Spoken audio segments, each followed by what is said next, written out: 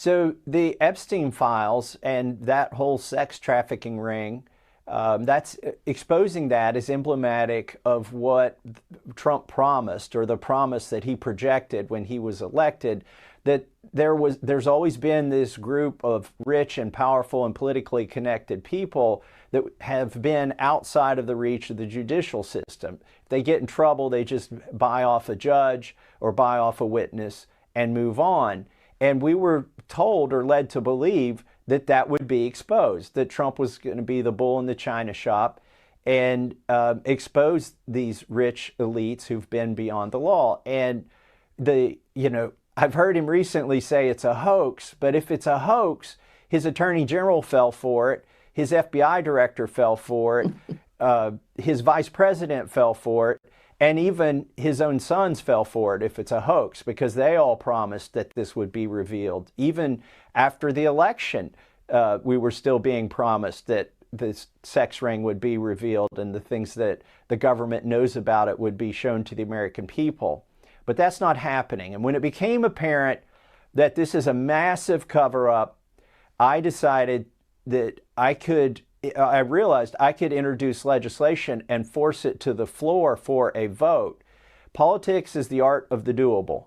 And this wasn't doable a year ago. There weren't enough Democrats who would get on board.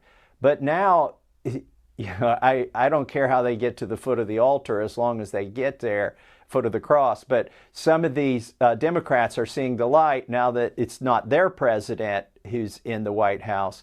And some of them are very sincere, like my co-sponsor, Ro Khanna, who's having this press conference with me on September 3rd. But there's this parliamentary procedure in the House rules that's been there forever that says if you can get 218 signatures, people physically have to sign the document, you can bring any bill to the floor of the House of Representatives for a vote. You bypass the committee where it's died.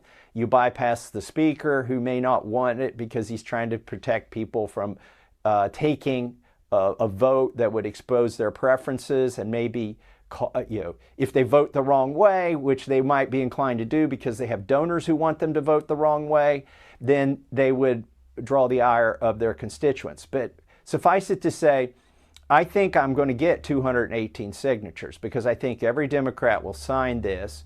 And I've already got 12 co-sponsors on the actual legislation to release all of the Epstein material. And I can get into why we won't run into the same problem that the president ran into when he said, pretty please, Mother may I, will the judge release the grand jury transcripts? That's not what we're doing.